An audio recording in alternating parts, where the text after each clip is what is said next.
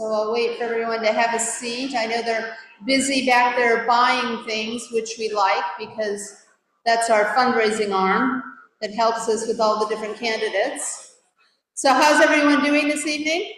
All's good? Okay, very nice, very nice. I gotta get back to my spot here. Okay, so I will call the meeting to order, and I would like to welcome all of the guests. And do we, members, do we have any guests here this evening? Would you please raise your hand? Ah, very good. Let's give them a good round of applause. And we hope that we're good enough for you to come back, right? And then we have one elected, which is our Barbara Schulman School Board for Saddleback Valley, District 5. Yay, school board. Woo-hoo.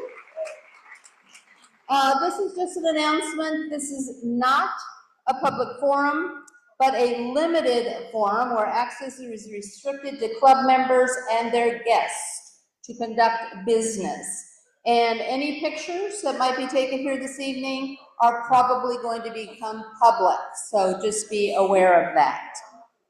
And then if you look around you, hopefully you have an agenda. All of the things that you're going to see up here are on your agenda, so please take that with you for phone numbers, email addresses, numbers.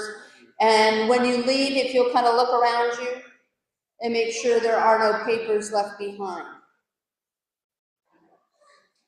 Okay, and if we will stand for the pledge, do I have someone who will volunteer to lead us today? Who's going to lead us? Okay, Walt, where's Walt? I don't see him. Oh, there you are, Walt. Okay, would you please lead us in the pledge?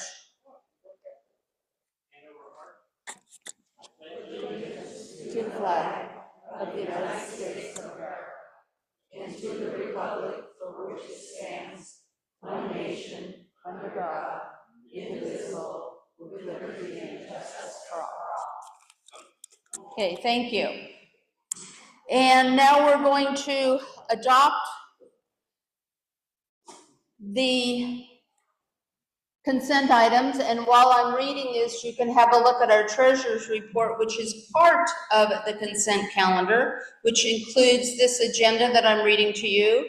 I think it's fair to say we have a quorum, and the minutes are right here with Janice Vatz, that's up here at the front, always listening carefully because she always gets it right.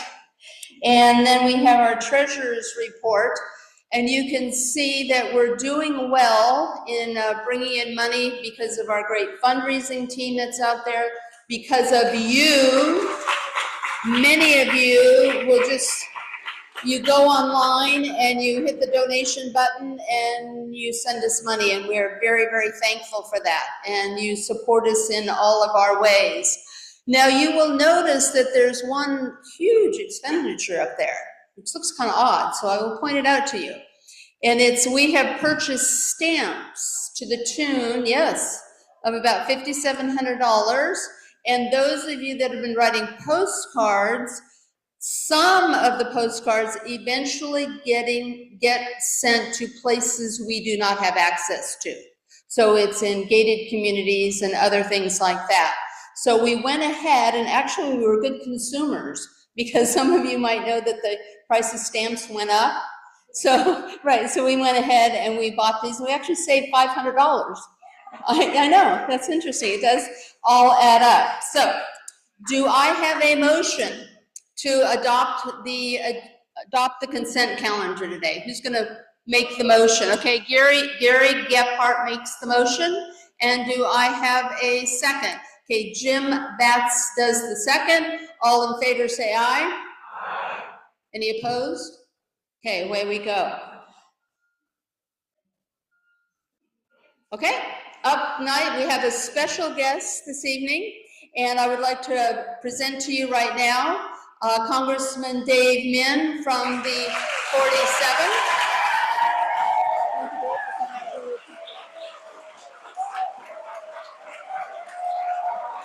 Thank you.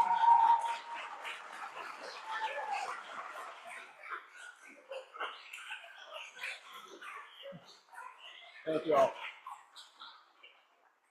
Thank you, Canyon Democrats. It's been a few months since I've been here. I represent the 47th Congressional District, was just elected to that position last year, and that is the cities of Irvine, my home city, Newport Beach, Laguna Beach, Huntington Beach, Seal Beach, and Costa Mesa. And I'm here to talk to you about redistricting. I was asked not to give my usual 45-minute stump speech. You have a special guest waiting for you right ahead of us. But wanted to talk about what we're seeing right now in the broader context of why California is looking to do redistricting. Because these last 7 months are not normal, and that is something we need to keep being vocal about. The law in this country is being violated in massive and unprecedented ways every single day. And it is unacceptable. We need to stand up, call it out, and fight back. Because if we don't, we are not going to have a democracy next year.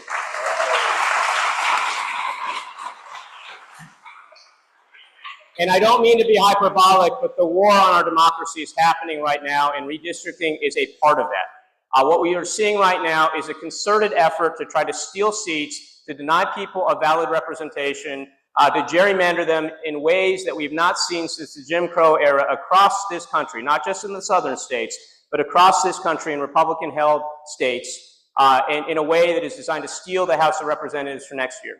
The Republicans know that their policies are deeply unpopular, so they're resorting to what scoundrels do. They're trying to lie, cheat, and steal to preserve the House of Representatives. But redistricting, which I'll talk about a little bit more in a moment, is not the only thing they're doing right now.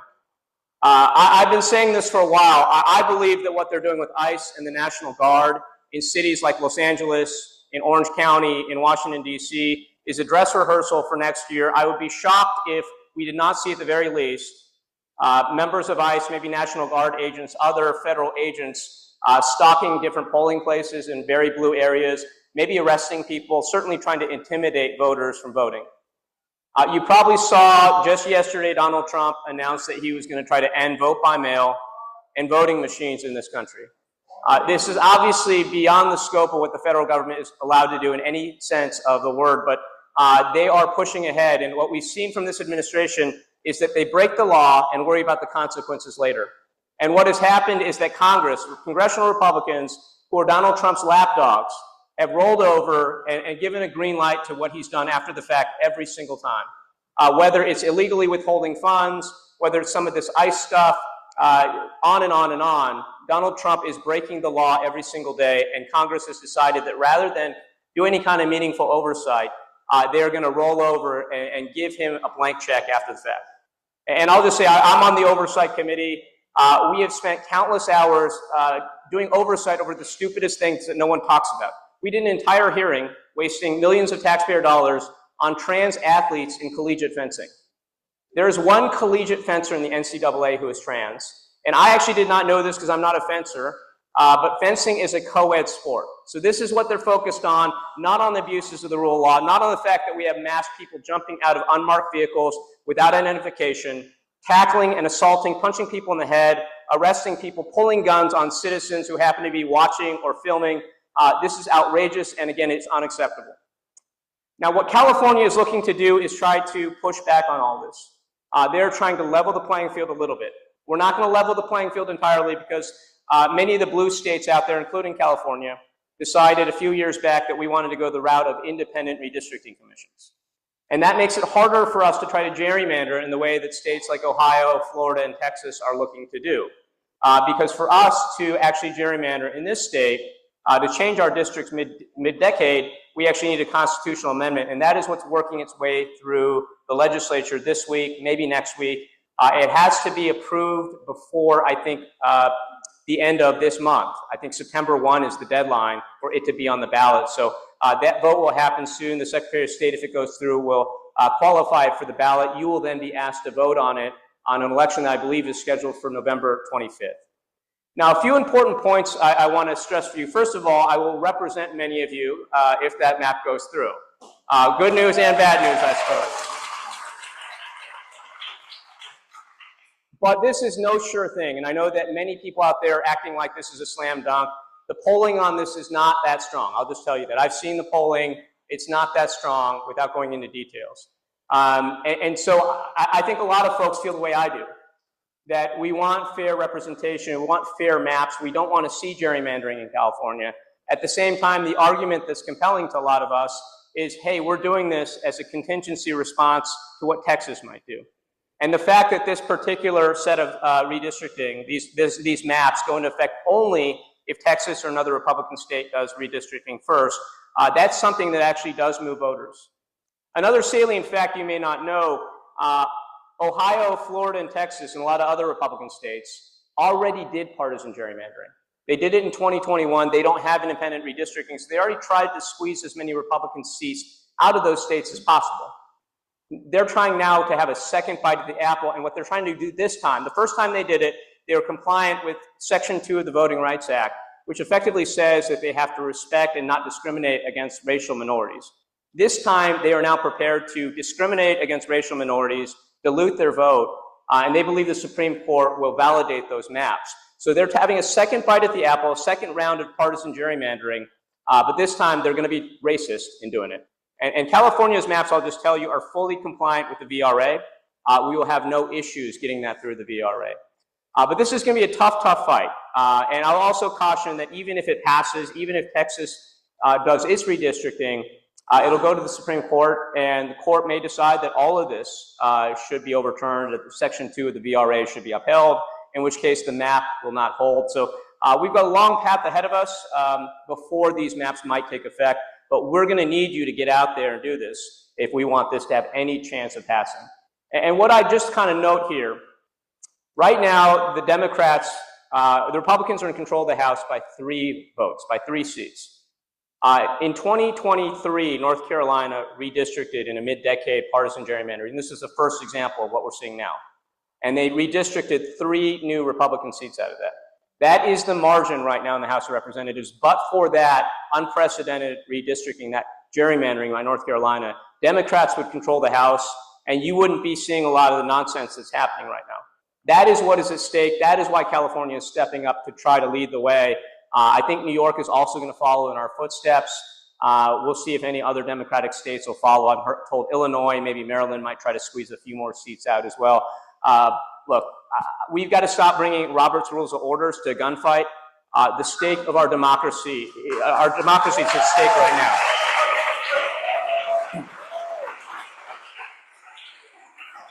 And I'm just going to close by saying this, without going into all the details of everything that we're seeing. I will say this, I don't know where this is all going to end up in 18 months, in 2 years, in 5 years. But I do know that we are living through probably the most important moment in history, that in my lifetime certainly, and probably in the last 100 years. And I think it's really safe to say that the future of human civilization is at stake right now. What we do or don't do in this next 18-month period is going to be absolutely pivotal to the course of mankind. And so keep that in mind as you're out there knocking on doors, trying to get this redistricting passed. It is very important. We have to take back the House of Representatives. I do not believe our democracy can survive another 3.5 years of Donald Trump with no checks and balances. So that is what this is about at the end of the day. Thank you, Canyon Democrats. Appreciate your support.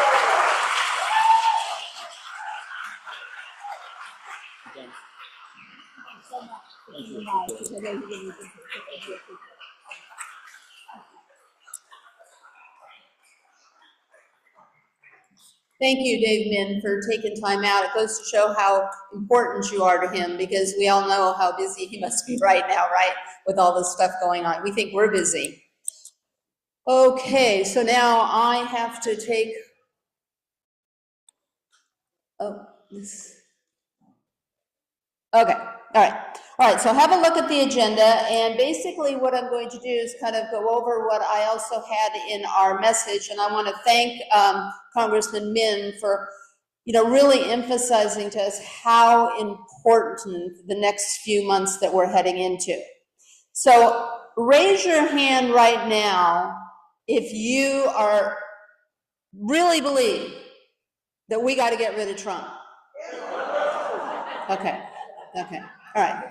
Well, because that really is what all this is contingent upon, because we can get into the weeds and we can start saying, oh, but what about this, but oh, what about that? And I think, Congressman Min said it really clearly. We're just trying to level the playing field. We're reacting to what is happening someplace else. If Texas doesn't go down, it's not going to go down here. So we really have to get in there and fight. I've heard it in this room. I've heard it in many rooms. We're not doing enough. We're not fighting hard enough. Okay, this is a hard fight. So we need to get on board. So if you have a look here, right now, let me back up before I go over this. All of this is subject to change in some way. Okay, this is going to go as on the floor to be voted on. And if you know that whenever something is put on the floor, who knows how many amendments will take place before it's finally voted on. But this is what it looks like today. So don't hold me to it tomorrow, okay? All right, so what do we got going on here is the 40th district. How many of you are in the 40th? It's usually, oh my gosh, we got a large contingency. Okay, so yes, to be blunt, the people that drew the maps have sacrificed the 40th. So what you have to look at is that has been sacrificed in an effort to get rid of 5 Republicans. Okay, so they have to, do some maneuvering here. So in the 40th, Mission Viejo, RSM, Coto, and Incorporated, the way they have drawn the lines now is going to be 9% plus Republican. Okay, so that's what is going to be. Now the 47th, Dave was just here. Many of you, I saw how happy you got because you've already looked at the maps, and you see that Dave Min now has Lake Forest and Foothill Ranch. It goes all the way out there. So he got a big chunk of our members, whereas before it was just a slice, and it kind of keeps changing because before he had more. And then the 49th is Mike Levin's district, and we have just a sliver of that, but we'll take everything that we can because Mike Levin works really, really hard for us. Who is in the 49th? Raise your hand. Okay, yes, we have just a few, but we got to fight for that. Okay, so the special election as it is right now is going to take place on November 4th this year. So we're talking a little less than 11 weeks away. I know, exactly. Yes, so you will see over here, and Dave mentioned it as well, there will be a call to action. And I hope that you will do whatever you can to participate in that action. The kickoff will be September 6th. It's been in our newsletter, and we'll send it out again and put it on social media. You go to Mobilize, and then you click orange, because there's 3 other locations. And I don't know about you, but I've never done a Mobilize where I had to pick my location. So there's another step involved here, because we all want to work in our particular area. So there's going to be a kickoff with all kinds of things going on to inform us and get us pumped up. And then there will be canvassing that day, maybe even some phone calling that day. Have any of you done any phone calling recently? Okay, all right. I did some phone calling for the Huntington Beach Library. It's a whole different world. I was amazed. I had my phone, went to my computer. There's a person online on my computer that is there the entire time. Helps me get all set up. And then everything after that is automatic. And the system is set up is they don't want you leaving messages on the voicemail. They don't want you to sit there and nobody answers. So most of the time, you're talking to a real human being and someone that bothered to pick up the phone. And then they put the phone down and you just sit there. And the machine automatically dials another number. So, and you're just sitting there, sipping your coffee, doing whatever you do. So it's a whole new world. And I had a really good experience talking with people.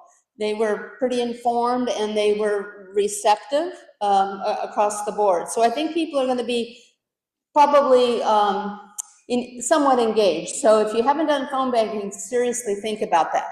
And then we'll have canvassing, and they've proven going to the door, knocking on the door, looking at somebody in the face and actually talking with them has a much more of an impact. And I'm sure you've had that happen yourself, where you've only known someone through Zoom, and then you actually meet the person. It's a very different connection. So we've got to get out there and make that human connection go on. Okay, so September 6th kickoff in orange, so you can remember with the orange box there. We've got some good visuals. And now we're going to change the topics. Anybody here show up at the rally on Saturday? Okay, 90th anniversary. Thank you very much. And is JJ in the room? All right, JJ, let's give him a round of applause. He organized that, and it's always, you know, organizing anything like that always includes all the little details. So he did a great job.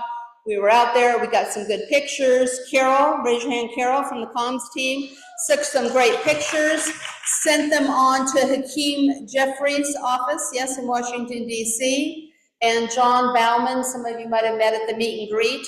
He texted me right after, and he said, because it was a nationwide event, and he said that Carol's pictures and videos were the best that he got. I know, isn't that fabulous? Fabulous. So I want to thank everyone for coming on out and celebrating Social Security. So now, don't let it lapse. Make sure you call young Kim, keep after her. These are the phone numbers. It's on your agenda right there as well. She sold us down the river once, right? For Medicaid and Medi-Cal. So we don't trust her at all, and who knows what she might end up doing. So this week, why don't you give her a couple calls and let her know that you're watching her. Okay, so now, Melora, you want to come up? She's got a message for us in a minute. We've got the We the People, which is the fundraiser for the Democratic Party. It's their annual one, it's their big one. So we've got 3 tables going right now. If you are still interested, you can email me at the address here, or you can see me during the meeting tonight, and we'll see what we can do to get you a seat. And great, thanks, Janet. Okay, when my husband and I first got involved down here in South Orange County in politics, I'd done a lot of other things other places, but specifically politics, it was with the South Orange County Democrats, who are gone, but we showed up because the great motivator, Donald Trump, was running for office, and he's got a way of doing that. So it was my second meeting, and they weren't doing a lot right then, and someone who's now my friend, Fran Cedeo, who's here tonight, she showed up that night, and she was recruiting volunteers to do the Truman Dinner. So that was the very first time that I volunteered. So I'm here to give all you that same opportunity. We are looking for volunteers. Marty, where's Marty? Raise your hand, Marty. Marty and I are on the committee helping the DPOC, and for those of you that are new, that's the Democratic Party of Orange County. And so we're helping them with this dinner. So if you're interested in volunteering, and the different things we've got going on is set up, and of course take down, and in the middle we have a silent auction going on. And so what I want you to do is, if you're interested, you can do 1, 2, all of the above. If you're interested, come back and see me after the meeting. I'm gonna take your information, and I'm gonna send you the link to the DPOC direct to sign up with them. Does that make sense, everybody? So it's a really, if you're not planning on spending the money and going to the dinner, this is a great opportunity to participate, to give back. We really need volunteers. And you get to meet a lot of fun people. If you stay the whole night, we'll give you a box dinner. So I really hope I'll see some of you. So step up. This got me involved. And where's Fran? Where's she at? Where's Fran? Raise your hand. There she is. And I want to thank you for showing up that night. We're friends now, so thank you. all right, so let's thank Melora and Marty, because that's one thing that separates you know, Canyon Dems and the other clubs down here in the South County. It's just amazing how when there's a call that goes out that DPOC needs help, somebody needs help, we always have people that will volunteer and say, yes, I'm on board. Now we have, they've already locked down. Katie Porter will be a guest speaker, and there are others yet to come, so stay tuned. And our club, gets a special award that evening because you guys were that special and have really made an impact on the county.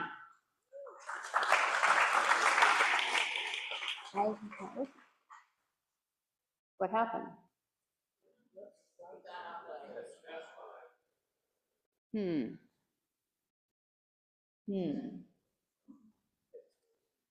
Okay, I'll get a techie here to help me. And in the meantime, I will move on to, I guess that's basically my report, right? Oh, newsletter. How many of you have been reading the newsletter? Okay, it was a fabulous one this week, all kinds of new things. So Sunday night, Monday morning, make sure you go through that, and that's where you have all the links and all the phone numbers and all of the details, and then you can, get more information. So now up is Suzanne Dennis, our vice chair, and she has got some information, a very important election that's coming up here that you will be involved in. The Democratic Party needs you to help support our candidate endorsement process. So we encourage you to submit your application now to be on the ballot to elect our club representatives during our October 21st general meeting. What do the elected club reps do? Everyone asks me this. Well, they represent our club. We elect one club representative for every 20 members we have. And these club reps then go on to have virtual training. Don't have details on it yet. I'm guessing it's probably an hour of online virtual training that explains your duties. And then again, at the end of January, 27th, 28th, 29th, we're getting a solid date on this, they will participate virtually in the California Democratic Party's pre-endorsement conference. And at this time, each of our club reps will vote their support for candidates in the 40th Congressional District. Can we say boo, Young Kim? We can hope. State Senate, and then each of the 3 assembly districts, 71, 72, and 74. And please note that if you are elected as a club rep, you get to vote for the district that you actually live in. So we will need, for Assembly District 71, we're actually going to need 22 club representatives. So I need you to come to me and let me know you would like to run for election. For Assembly District 72, we need about 8 club representatives. And then for AD 74, we need 1 club representative. So let's talk about your responsibilities. You get to be knowledgeable about the candidates that you're authorized at the pre-endorsement conference to support. They may call you, they will want to meet with you. You get to know their issues, their background, their capabilities, their strengths, their vulnerabilities. These are just some thoughts about what you might want to know about them. We need you to be available when they reach out to you individually to share their story and ask for your support. It's your job to know them well. And this is an important part of the process. And who doesn't want to know their candidates well? And then be representative of the 20 club members that you will represent in your district. While you are unbound, which means you are free to vote as you wish, do remember you still are an elected club representative and should vote your judgment that considers the views and preferences of club members. And be present. We need you at the virtual training, and we do need you at the pre-endorsement conference. So then you ask, who can apply? If you're a club member in good standing and you've paid your dues up by August 21st and have attended 2 general meetings during the last 6 months, during which times your dues were paid, you may apply. How do I apply? Well, first thing, come find me. I've got about 30 paper ballots, and I cannot wait to invite you to apply. So come find me. You can fill it out in 10 seconds, and then we've got you. You can also apply online in one of 2 ways. So look for the link in our weekly Canyon Democrats newsletter. There's a link you click on, takes you right to the form, 10 seconds to fill it out, press a button, send it in. Or you can scan a code on your phone to get access to the application. If you want to email to me to find out more, I'm Vice Chair Canyon Dems. So just vicechair@canyondems.org. And so finally, when is the club election? When you get to be elected to be a club rep? It's going to occur on October 21st. We'll issue the ballots as you walk in. We've got counting tables and counting people. We'll get the counting done. By the end of the day, we'll have our announcement. So with that said, I'd love you to come find me, and I'd love you to apply, send in your application to be a club rep. Thank you.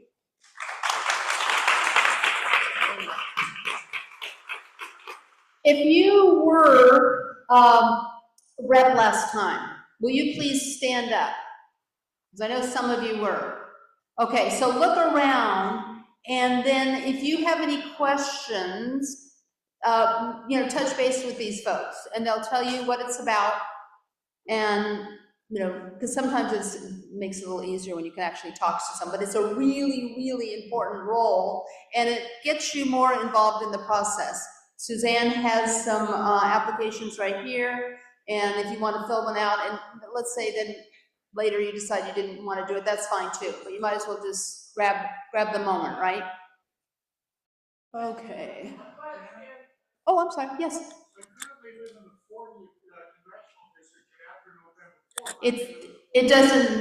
Doesn't have to do with the 40th, it has to do with your assembly district. Yeah, and I think, are you 70 or 71? Or you don't, yet, right? I know, we're all like that. Don't worry, right? Okay, so now we're on to membership, and we're continuing to grow, and where is, oh, there you are, I'm sorry. You were right there. Thank you, Janet. Thank you. Thank you. Okay, everybody, that's our new number, but it's changed as of tonight. We got 7 new members tonight alone already. So that's 752. And our next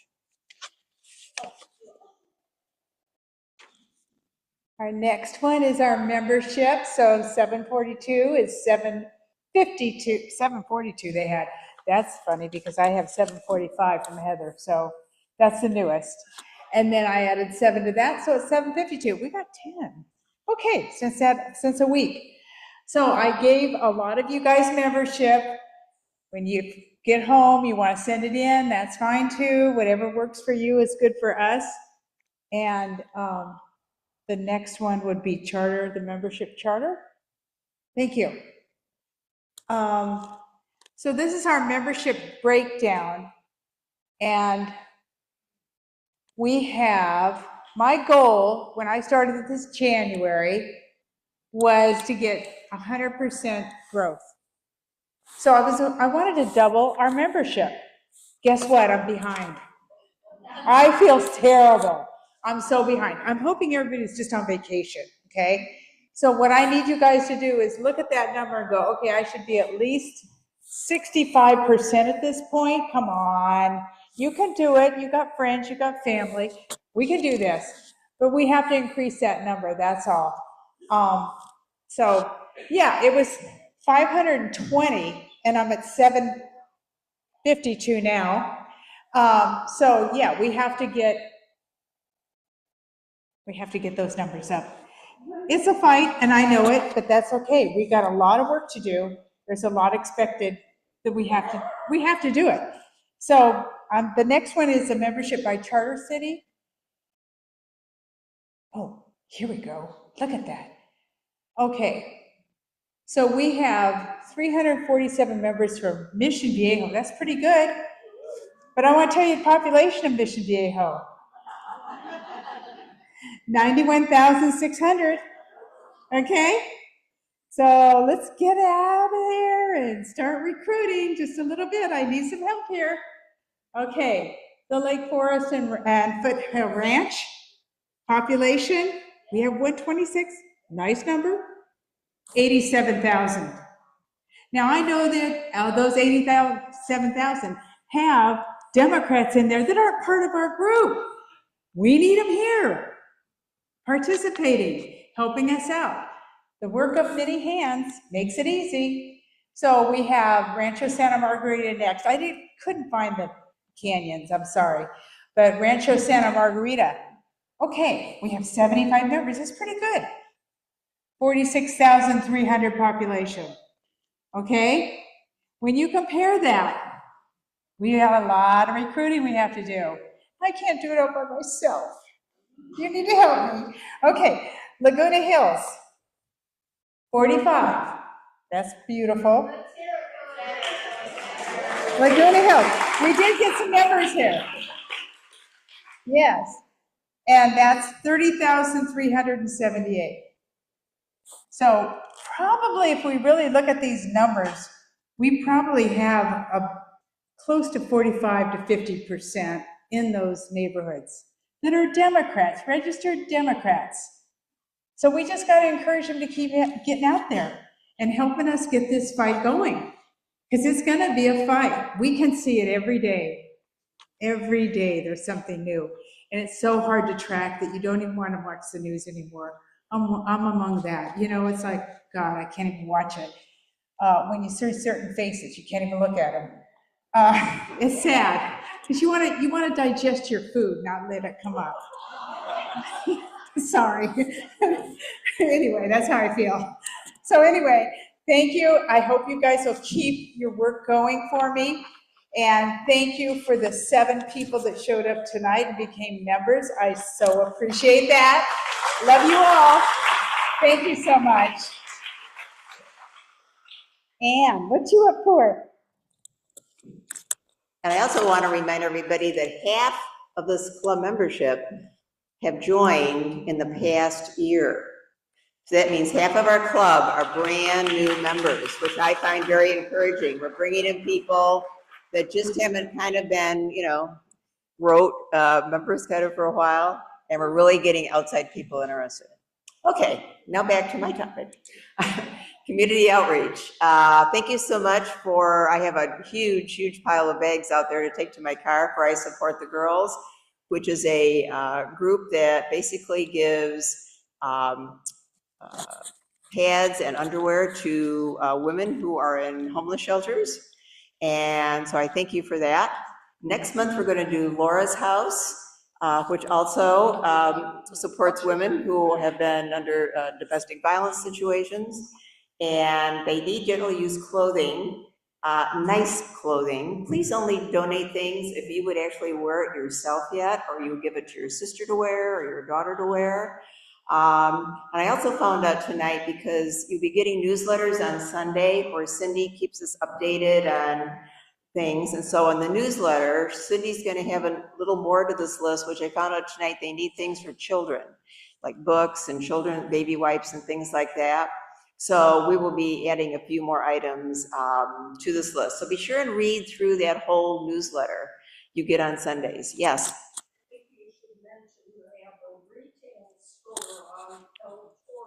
El Toro Road, right. Right. Right, great. So they do have a store on El Toro Road, and in where, it's across the street. Yeah, I'm trying to think what the other big store, there's a big gym in there, and Smart and Final, yeah. So you can go in there and shop, as well as donate. They really have lovely things for you to shop there. Okay, thank you very much. Okay, thank you, Ann. Okay, and now for the field team, we're going to have a report that's going to focus on voter reg with Barbara Casilla. Okay, we did the Prelude in the Park last week. We had 7 volunteers. We were there for 2.5 hours. It was kind of hot, so thank you to all the volunteers.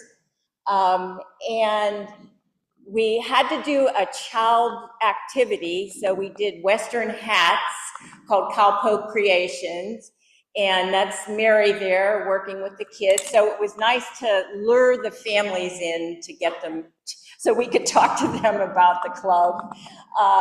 We got 1 Republican. I count a Republican as 2 because it's a negative for them and a positive for us. And we got 25 activity interest forms, so that's why I call us community outreach as well. And 20, we handed out 20 Young Dem flyers. And this is what the Young Dem flyer looks like. JJ's wife designed it. And then we did a couple of other events. We did Dana Point and Lake Forest. We're doing really well at the rallies. And Melora and Marty and Heather did the OC Fair, and they got one Republican, and they were thrilled. So, and then we did the rally again on Saturday and got 2 more. And then we've got a couple of upcoming events. We're going to do Saddleback College tomorrow, and on the 26th, it's their Welcome Back event. So it's kind of nice. We're filled up on that. But I'm going to do the Spectrum in September. That's in Irvine, not exactly our district, but a lot of people, I think, from our district go to the Spectrum. So they have free speech areas that will be working there. And Carol's going to come around with the activity interest forms. If you're interested, I have a list of people that have signed up, and whenever I have an event, I email out to that list. You can just, if you haven't signed already, you can just complete it and drop it in the basket on that table back there. And then these are just my reminders to keep an eye out for our community events. For community events where we might be able to do voter registration. Spread the word to people about re-registering from independent to Democrat. We're really going to need that with this redistricting. I mean, I think we can still beat Young Kim, even with this 9%, because Florida swung 15% back in April. So I think we can swing 9%.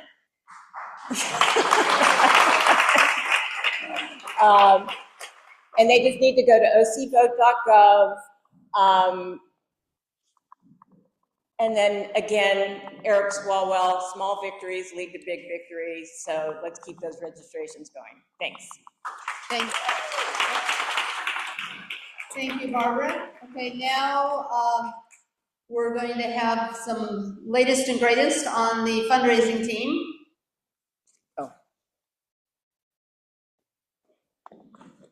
You want to click that? Here. Oh, I'm in charge of my own clicking. I'll click it. I'll click it. Too many things to do. I know.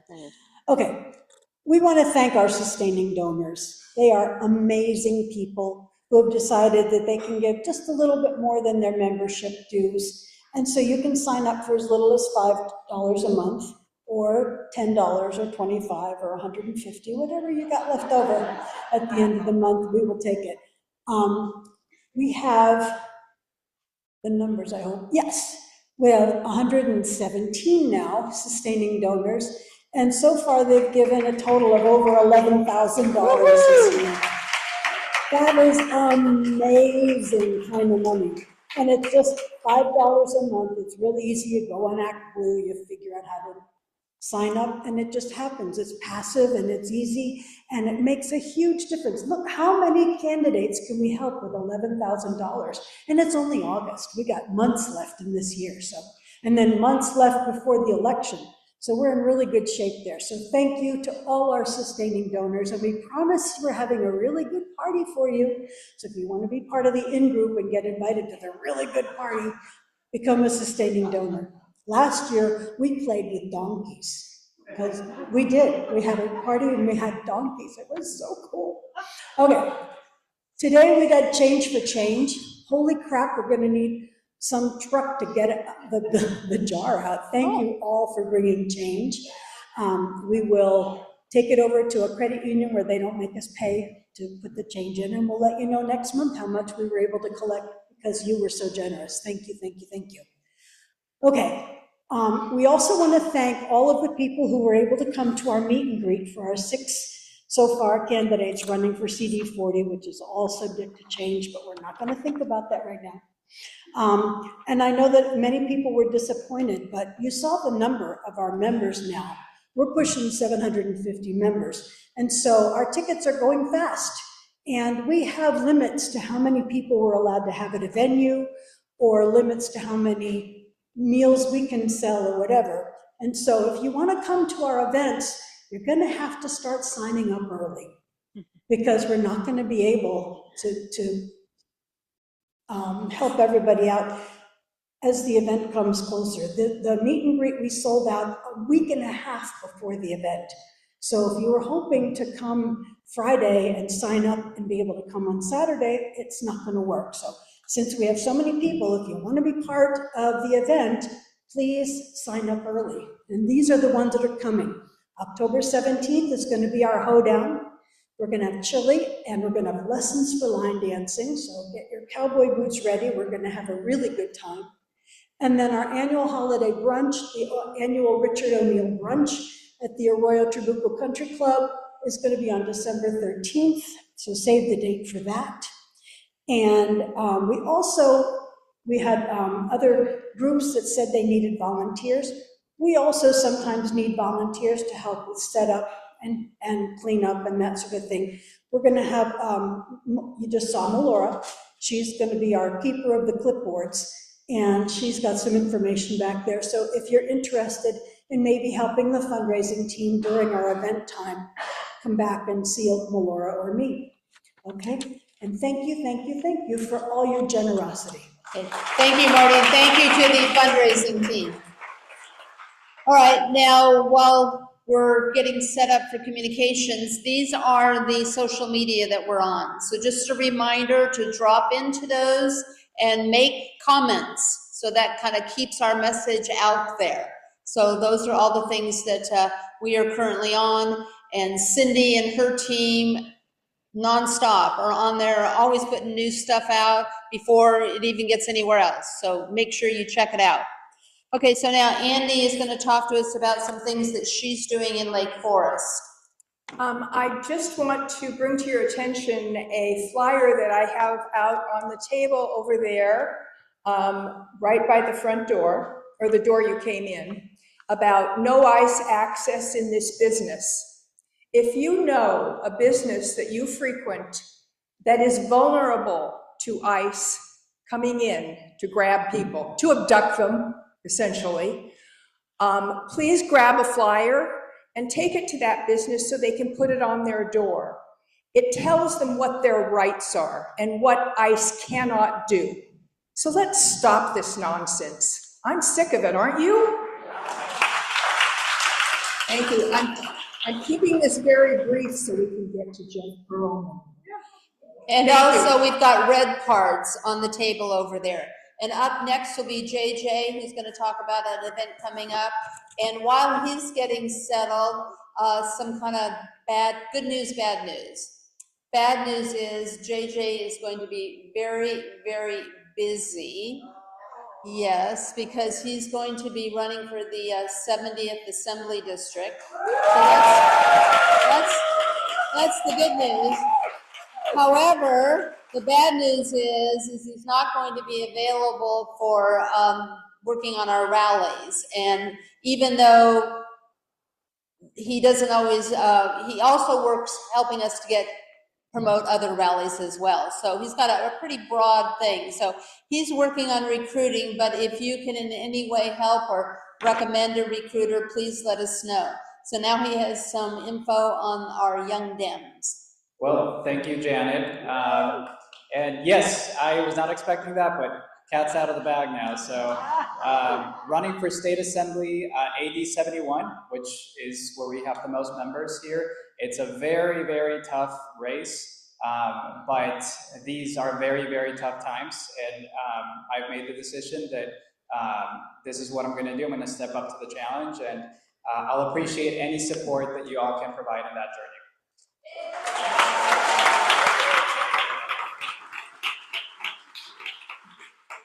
So with regards to Young Canyon Dems, so monthly happy hours, next one's next Thursday. So if you're under 45-ish, you're welcome to come by.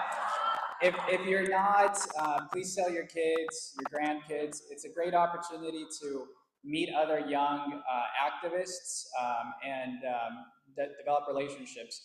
We started this out as just a way to bring people together, form community, and through that drive action.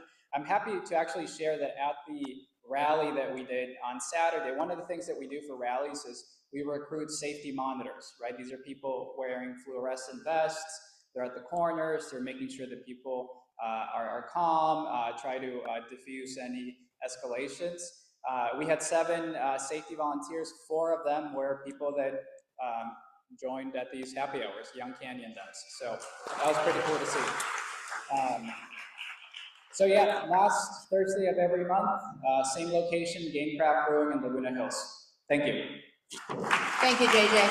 And the QR code is also on your agenda there. That's up here. All right.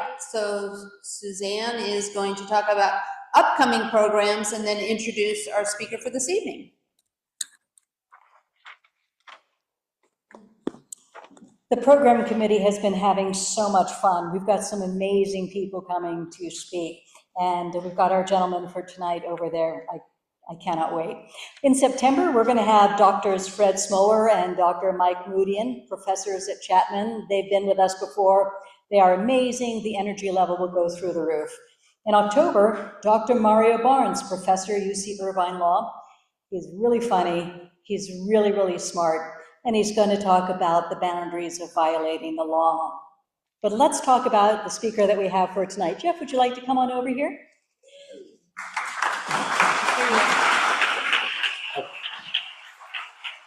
Thank you.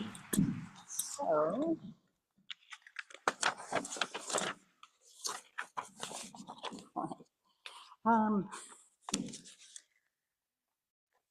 Is it Tupac or Tupac? coming in, we had to talk about how do you say Tupac. I had to call my 26-year-old daughter and find out how to say it. So Jeff Pearlman is the New York Times bestselling author of 10 books and a former senior sports writer for Sports Illustrated. He was an ESPN.com columnist. His books include Only God Can Judge Me, The Many Lives of Tupac Shakur. This is available in October 2025. He also wrote The Last Folk Hero, drawn from over 720 original interviews to capture the elusive truth about Bo Jackson. And The Bad Guys Won. Jeff looks affectionately but critically at the exciting 1986 New York Mets season when they won 108 regular season games and the World Series. Well, he's a sports writer. He's got some really great writing. Why are we talking politics today? Well, we're fortunate that he has turned his critical eye, his thorough research, his insightful investigative writing, and, shall we say, pithy commentary to the OC political scene.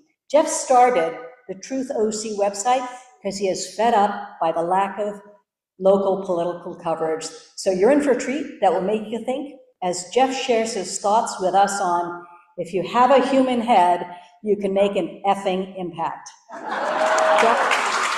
Thank you. Thank you. You know, the truth of the matter is I have no interest in politics forever, but I look around this crowd and I think, these are people who are interested in Tupac, the music of Tupac Shakur. I'm just here to sell books, so I am, if 5 people here can name a Tupac song, I think actually, I'm just kidding. I did like that the average age, I saw the average age is 67 too, and I'm sitting here at age 53 feeling spry and young, and I feel good about that. So my name is Jeff Pearlman. I run a website called The Truth OC. I don't know how many of you have seen it, but it's thank you. It's covering political politics. Thank you. I appreciate it. And I was thinking about something. I'll get into that, but I don't know how many of you guys saw this. But so Dave Min was here, and Dave Min is awesome, and I'm a huge fan, right? But Dave Min was in the Orange County Register the other day. I don't know if you saw this. I think it was yesterday. Because he wrote a tweet, put out a tweet, and it was like about Trump and Putin, and yeah, and like, but wait, here's the thing. And it was basically like, which guy's on top? It was like a kind of a little, whatever, right? And here's what happens. So the Orange County GOP and Will O'Neill, the head of the Orange County GOP, is just horrified. He's horrified by the audacity. His soul is hurt by this tweet. He can't believe someone would have the audacity to make a crude joke. Like, he can't believe it. So he reaches out to the Orange County Register, and then the Orange County Register does a story about it, and they reach out to Will O'Neill, who's just, again, he can barely speak because he's so horrified by this tweet, and how could they do this tweet? And then Dave Min takes the tweet down. He takes the tweet down. And I know Dave's not here anymore, and again, I love the guy. No, like, stop. This is exactly what they want us to do. And like, in many ways, the reason I started this website is I am a longtime newspaper guy. I started my career at the Nashville Tennessean. I've been a news writer and a sports writer and all this stuff. And the coverage here of politics sucks. And it sucks because the Orange County Register used to be a newspaper that probably had 20 people covering local politics. Now they have one or two. The LA Times barely dips into Orange County anymore. They probably have one or two. They don't do it anymore. So you have one person who covers Orange County politics and they see this little clickbaity story and this is wonderful. And the truth of the matter is, if I were advising Dave Min or I were telling any Democrat about this, I would be like Will O'Neill, head of the Republican Party in Orange County, right? Like Donald Trump still refers to Anderson Cooper as Allison, just because Anderson Cooper is openly gay. I haven't heard a word from Will O'Neill about this. The woman running for the assembly on the Huntington Beach City Council, Gracie, literally poses, there are pictures of her posing, making the QAnon signal. This guy, Will O'Neill, endorses her, right? On and on and on and on. The mayor of Huntington Beach, Pat Burns, recently called a person who spoke on a hot mic a fat effing cow. Not a word from Will O'Neill. And like, I just think we, Democrats, are way too soft and way too wimpy, and we take the bait. In fact, I was talking to my nephew recently, who's a very liberal, young, 23-year-old kid in New York City, about the whole thing with Sydney Sweeney lately. I don't know how many of you guys follow this, with the American. We keep taking the bait for this stuff. Like, just leave it alone. You know, like, it's not everything. We need to stop playing into their hands. And I just want to say that. So I want to get that off my chest, and I appreciate that. My name is Jeff Perlman. Oh, thank you. That's okay. Real quick, I am a longtime journalist. I'm from New York. How many New Yorkers here? That's a cheap applause line, but okay, a couple. I'm from New York, from the mean streets of Mahopac, New York, Putnam County, and moved here 11 years ago with my family. And I've written 10 books, and the Tupac book's gonna be my 11th. I just want to tell a quick story real quick. I wrote a book about an old football league called the United States Football League. It was the USFL. And Donald Trump was an owner of a team in the USFL called the New Jersey Generals. And Donald Trump only got into this league. It was a rival league to the NFL. So the USFL started in 1983 as a rival to the NFL. And Donald Trump buys this team, the New Jersey Generals, only because he wants to get into the NFL. And he sees this as a way to get into the NFL. And the NFL at the time, the commissioner was this legendary sports figure, Pete Rozelle. Some of you probably heard Pete Rozelle, the commissioner of the NFL. And Donald Trump is the owner of the New Jersey Generals. And he calls Pete Rozelle one day and he says, "Can we meet?" And Pete Rozelle says, "Okay, let's meet." And Donald Trump rents a suite at the Pierre Hotel in New York City. And it's Pete Rozelle, Donald Trump, and one other guy who I interviewed for my book. And Donald Trump says to Pete Rozelle, I'm paraphrasing, but I don't give a shit about this USFL league. I want an NFL team. Tell me what I have to do, and I'll throw this league under the bus. And I just want an NFL team. And Pete Rozelle said to him directly, as long as I'm involved in the NFL, as long as my heirs are involved in the NFL, you will have nothing to do with the National Football League. And he knew. And the funny thing is, people think if you're from New York, you don't like Donald Trump because you're liberal. And that's actually not the case. We don't like Donald Trump because we know exactly what he is, because he's such a familiar New York type, which is, especially in the 1980s. I remember I used to go with my parents at Times Square in the 1980s. And Times Square in the 1980s used to be really seedy and really gross, and there'd be like a prostitute over there and a peep show over there, and you could buy your Coke over here. Not that I did, but I knew where to get it. And see me after if you need. No, I'm just kidding. And there used to be these guys, and it would be the shell game. It'd be a cardboard box, and it'd have 3 walnut shells with basically a ball. And how the scam worked is you'd have people come over, they'd gather around you, and you would have a couple of people with you. The guy running the shell game would have a couple of people with you, and they would win. And the tourists from Sweden would see this, and they'd be like, "Oh, you should play, it's easy, it's easy." and then they lose their money, right? Just the shell game. Police come, they grab the box, they leave. That's Donald Trump. That is 100% Donald Trump. He's just a con man. He's just a con man. It is infuriating to me how people don't see it. The con, it is so, he's not even a good con man. He's not even a clever con man. It is so pathetic. And it just drives me crazy. And I was working on this book about the United States Football League during the 2016 election. And I kept saying, like, how do you people not, like, it's the same, everything he's doing is the same crap. And it just, like, I don't understand. Like, I actually don't understand. So, long story short, circuitous route.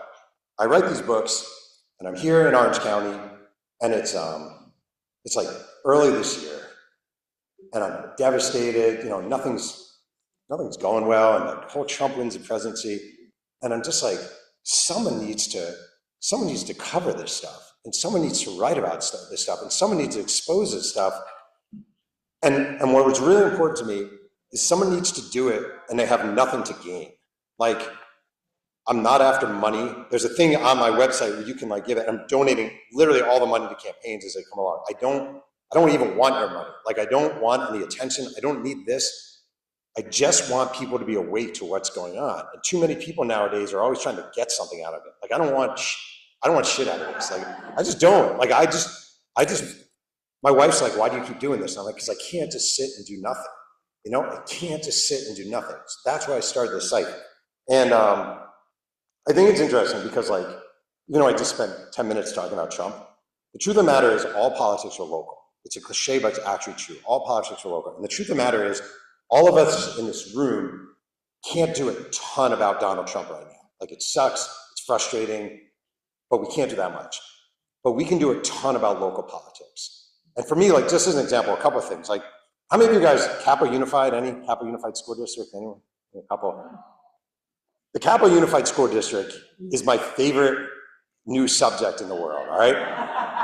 Not for good reasons. The funny thing is, the great irony of this is I have two kids, one just graduated college, one's in college. During their times at Capo, I went to 0 school board meetings, and now I'm just addicted to the Capo Unified School Board meetings. So basically, in a nutshell, the Capo Unified School Board has been overtaken by these 4 crazy Moms for Liberty nutjobs.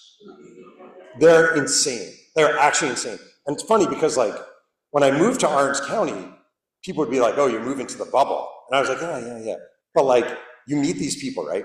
And they're just like this. They're like, hi, it's so great here. Would you like some bubbles? You know, I love all our kids. Our kids are the best. Aren't our kids the best? Every kid is the best. And, like, they have no affect, and they just look at you and stare and smile and tell you that they're so happy to be here. It's a beautiful day outside. It's like, I always compare it to Stepford Wives. Like, it's like the Stepford Wives. They're insane people. And the worst part is they're insane and just dumb as rocks. So they're like this combination, but they're in power. And, like, these 4 women basically run the Capo Unified School Board, right?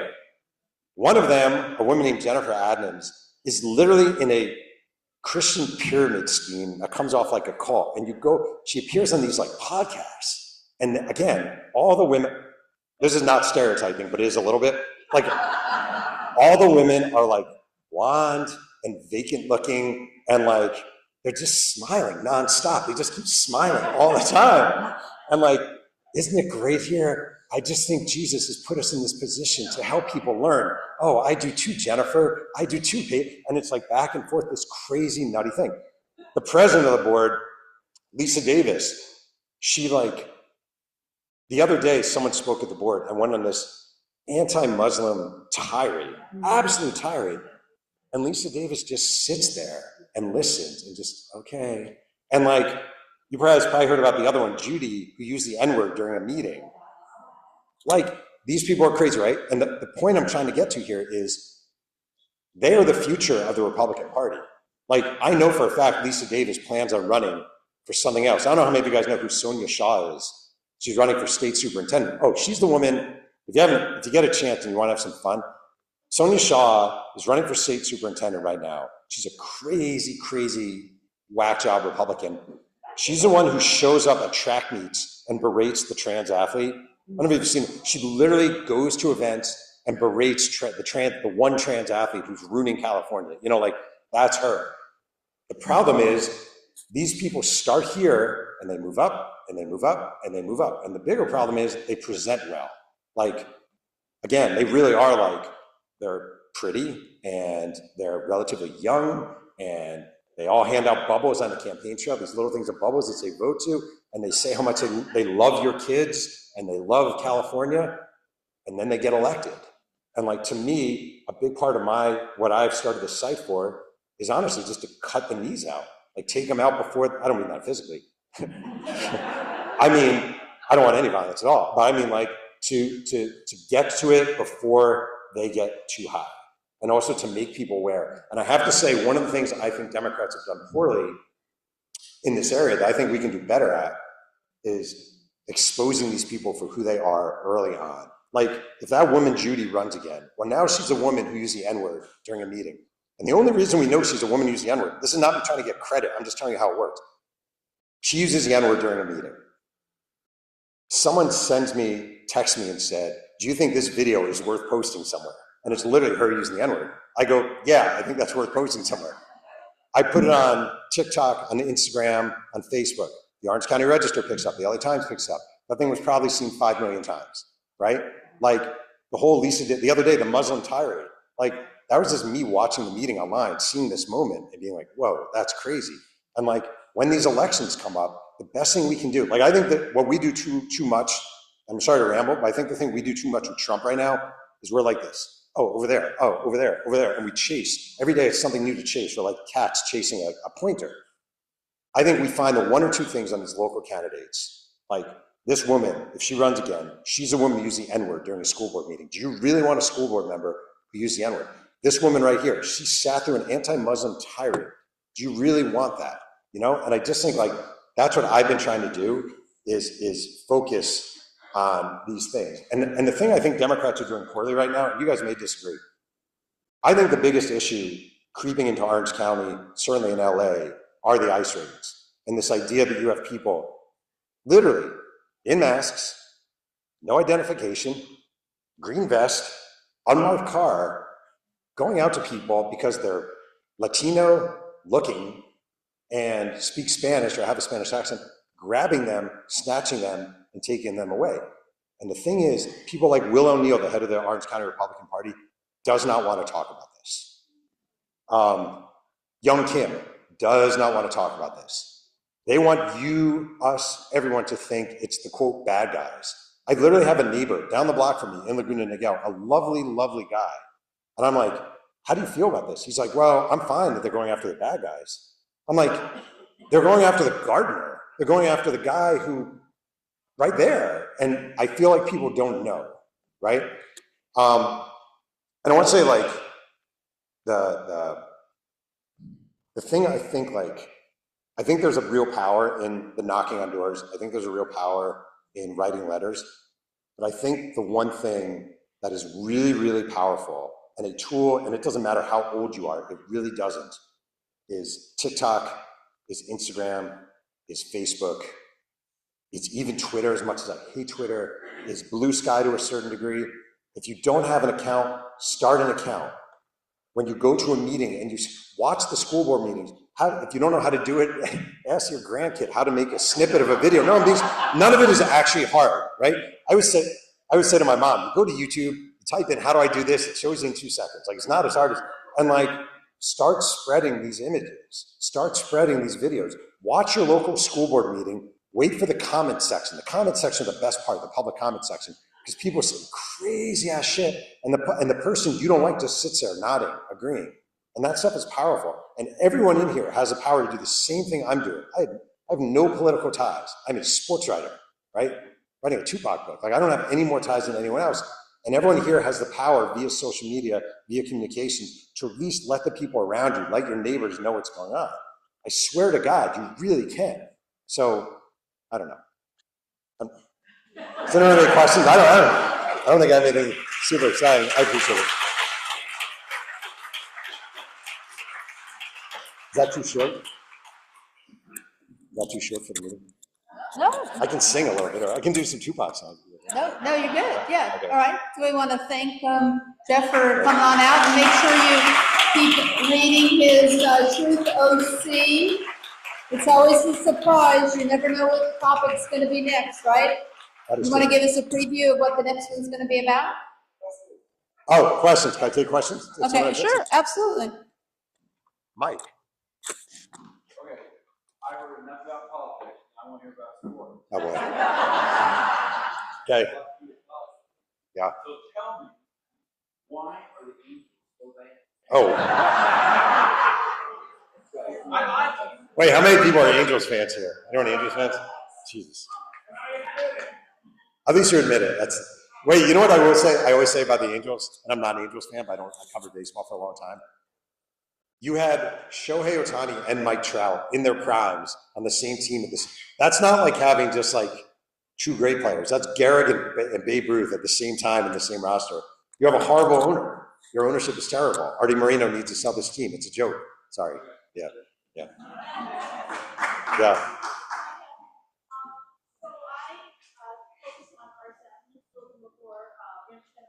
Yeah. Our chairs also from Carson gave an amazing public comment at the last. We kind of tried to do what you're suggesting this week, taking things into our hand, filming, putting clips up. But we'd love to help in elevating the story and what your process is and when you Yes, 100%. The main thing is, honestly, I've had a book deadline, so it's been like kind of rough. I have a job. Sucks, but I do. But yeah, 100%, because I know the craziness that's going on, and I've done. Oh, she said I'm very handsome, and is that what it is? No, her question was that we are having, some similar things like that. Judy Biloxis got some press for the N-word, but we've got some stuff right here going on in RSM with Tony Beal, who has had an affidavit against him for basically perjury, and yet, Sydney's been working real hard, and there's a whole community that has been trying to elevate things, and it hasn't happened. So she asked Jeff if he is going to share some of his I will get on it, skills I promise. for elevating things. Yeah, I will. Any other? That was a good question. I was wondering, we live in a world, in a completely different world right now with the Oscars.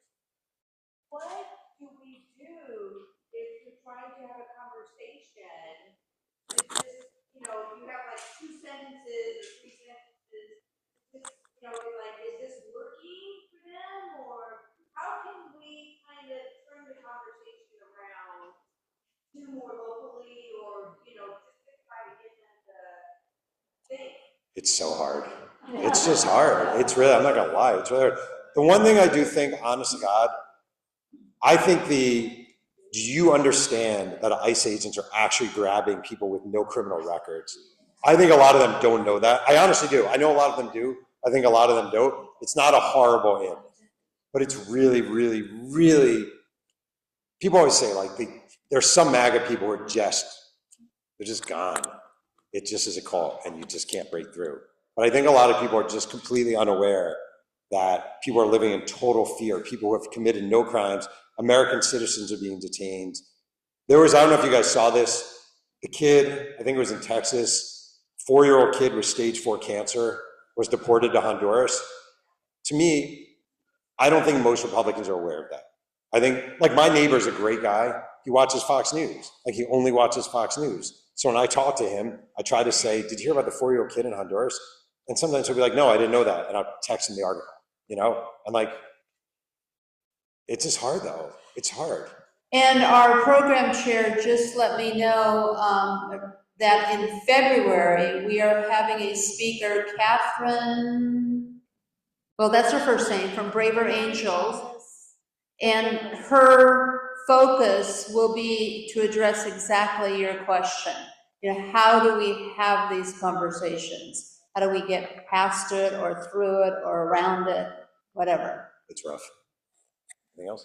Oh, this one. Hi, so my question was going to be, what would Tupac do? I love that question. Yeah. So Michael Musker goes on stage and raised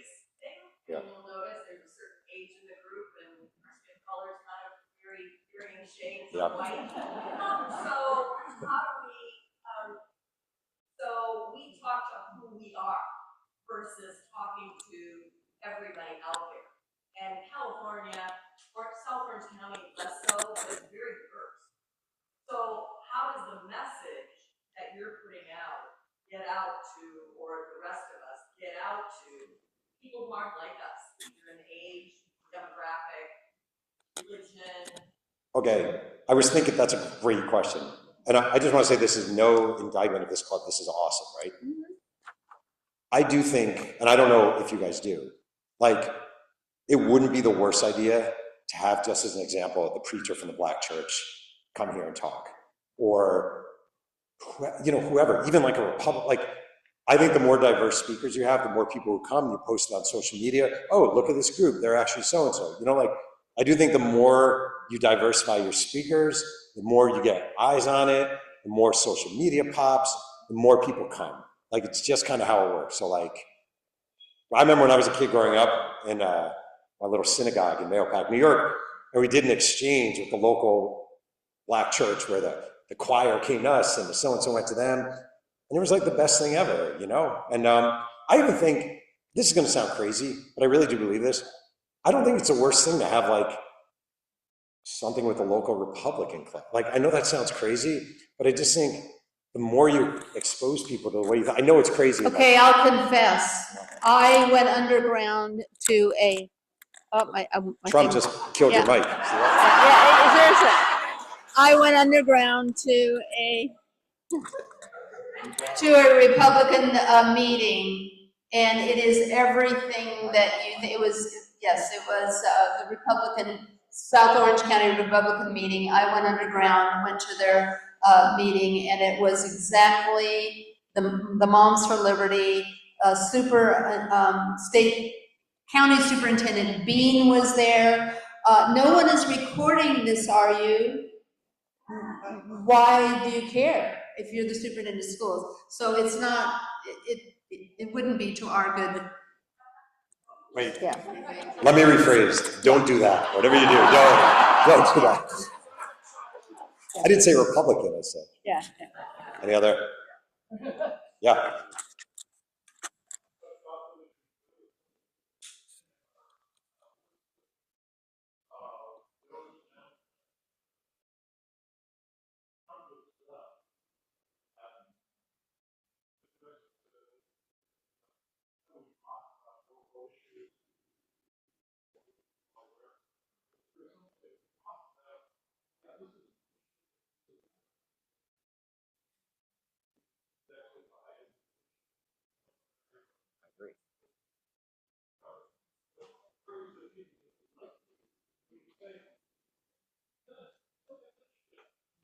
I'll tell you one thing that I've really learned that sucks, but it's true. He said if we just almost like did an ongoing list of all the things Trump has done and how it impacts you locally. We live in this really dumb world right now, and this isn't even a Trump thing, it's just a reality. Like, we live in a world of 20-second sound bites, if even. Everything is digested in 20-second sound bites. So like, even the way I promoted a book, my last book was 3 years ago. The way I would promote a book now is so different because everything just goes like this, so fast, and our attention span is like this. And it's like, that is a profoundly smart idea, but I don't even know if people have the attention span to digest a list anymore. It's so pathetic and sad. It's so hard. It's hard. It's really hard. All of this is hard. It sucks. Trump is made for this because he's dumb and he just says stuff like this off the top of his head, but he's really made for it in a lot of ways. You know, like Dave Min is the exact opposite of Donald Trump. He's thoughtful and he's smart and he's considerate. He does a tweet. You think, oh, that was probably not smart. He takes it down. He's behaving the way Gerald Ford or Jimmy Carter would have behaved 40 years ago. And it's not, in a lot of ways, that approach isn't made for modern world domination. It sucks, but it's true. All right, let's give, yeah, oh, sorry. Okay. Do you think that the social media being done by government? I do. Wait, I'll tell you why. This will be my last thing. I will tell you why, and this is the truth. This is the thing that I actually think a lot of politicians, like Chuck Schumer, just as an example, New York, my old senator, he just misses this. As an example, you're me, or you're you, or you're you, or you're you, and you're busting your ass here, right? Like, you guys are busting your ass here. You're out here, it's a Tuesday night, California summer, you could be anywhere, but you're here, right? And you're knocking on doors, and you're making phone calls, and we all are, and we're doing this. I'm doing this stupid website for free because I'm mad, right? And like, I don't think Chuck Schumer understands. Whenever he goes out, like he was promoting a book a few months ago. You're promoting your book? Hakeem Jeffries was promoting a book. You're promoting, even Barack Obama. Like when I see Barack Obama yucking it up at some award show or some podcast, I'm like, I am losing sleep over this shit. And you're at an award show where you're selling books. And I just think like Gavin Newsom, the tone of that stuff, I'm gonna be like, I curse a little bit. His tone is basically, fuck this bullshit, we're bringing it. And I think we need that. So I'll leave it at that. Thanks. Thank you. Thank you very much. Appreciate it. Yeah, All right, guys, so keep track of us on our social media and be looking for things that you can volunteer for, and we'll see you again here next month and start working on that special election, right? Thank you for being here, much appreciated.